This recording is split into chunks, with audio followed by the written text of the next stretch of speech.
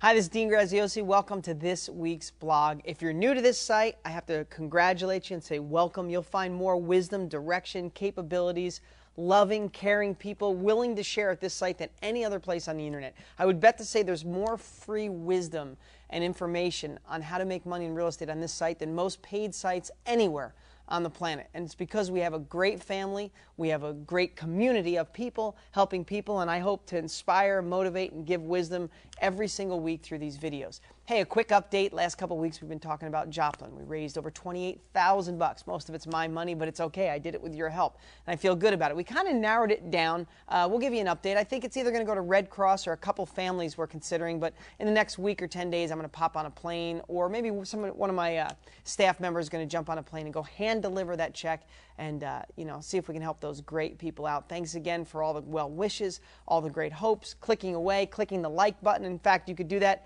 every single week. If you like this video, click the like button on Facebook. Be appreciated. Spread the word. Okay, I was thinking of a topic today, and it was funny because I was on a plane 2 days ago and I was sitting next to a psychologist, and he recognized me and he had purchased a couple of my books, and great guy, and he compared a story that I said about, I asked him, I said, when people come to you with problems or issues, what he's been doing this for 32 years and he had a big practice and all that stuff. But what I said is, has fundamental issues changed over time? Because you think of, the world's changed. We're busier, and social communities and pagers and cell phones and text messages and fax machines and all the stuff, right? And he said, the core, and I didn't think so, the core hasn't changed. It's only 3 or 4 things that hold people back or cause anxiety or cause issues in their life. But he said he thought, and it's funny because we talk about this every week. It was funny to get his perspective and mine, right? He said what he thought one of the biggest things was causing people, holding people back, or going to see him or his staff, is that people's realities are skewed. What they think reality is really just what they tell themselves. And it's funny because you guys have probably heard me tell stories about reality is nothing more than we think it is. But he told the story I thought was good. He said, if you walked into a grocery store to get an iced tea, it's a hot summer day, you walk in, you go to pay, all of a sudden a guy turns around and puts a gun in you. He goes, what happens? You shake, you're fearful. Somebody's got a gun at you in a store. Maybe they're going to shoot you for your money, right? You're nervous. He said, but what if someone came from the deepest woods of Brazil or South America? They have never been out of their country. The only thing they know is what they know. No guns were ever around. And you put them in the store and someone turns around and puts a gun towards them. They don't even care. They don't even know because they don't know what that reality of that gun is. Now, here's the thing. What's the reality there? The reality is what we tell ourselves. Now, that's an extreme perspective, or that's an extreme look at that, but think about it. The story I always told was, if 2 people get in a car accident and it's nobody's fault, one person could get out and start screaming and yelling, my insurance is going to go up, my wife's going to be nuts, my car's a mess, my life is over, I can't believe it, my work stinks, now my car's wrecked. Or the other person could get out and just say, you know what, I'm glad nobody's hurt. It's what insurance is for, and at the end of the day, it was an accident.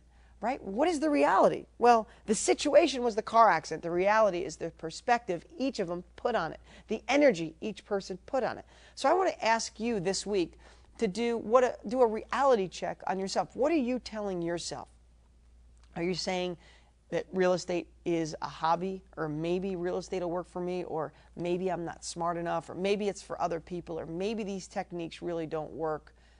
I'm just here hoping. If that's what you tell yourself, that's the reality you create. Also, if you have a lot of negative people in your life and you give them the story when they say to you, you're nuts about thinking about real estate when you have no money and you're at bad credit, or the real estate market's in the toilet and they think you're nuts. If you start making a story up for them saying, oh, no, this guy Dean looks like a decent guy. There's a lot of success stories on this site, but, I'll give it a try.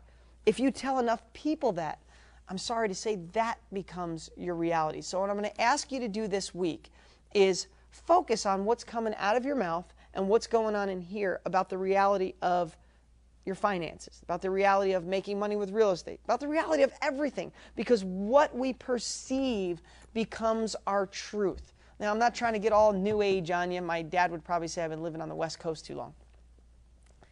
But when you realize this to be true, it is one of the keys to success. Now, let me circle back. I'm on a plane with a psychologist or psychiatrist, I'm not sure, a 30-something year veteran, big company, lots of people doing it for him. And when he told me the number one reason people come in there that are having issues or having trouble is they've created their own reality of how they see certain things, and it causes them stress, depression, anxiety. Well, if that's true, out of 32 years, that's the most one. Wouldn't you say that could be one of the biggest things holding you back from making money? Could it be that the reality that you're placing on this, that you're saying, I absolutely don't have time? Is that true, or is that the reality you're saying? Could you take an extra, lunch hour, 3 lunch hours a week and do it? Could you get up an hour earlier in the morning? Could you do like Greg Murphy, wake up at 2 o'clock, do like one of my young students who used to do everything on his lunch break? I don't know. What is your reality? So again, question everything. Is it the situation that you're creating a false reality and you could switch it? Because if you can and it benefits you, then your new reality is a limitless future and all kinds of wealth, prosperity, and a lifestyle that you know you deserve. So that's my lesson for today. That's stuck in my head. I'll keep you updated on Joplin and some other great stuff coming soon. I'll talk to you.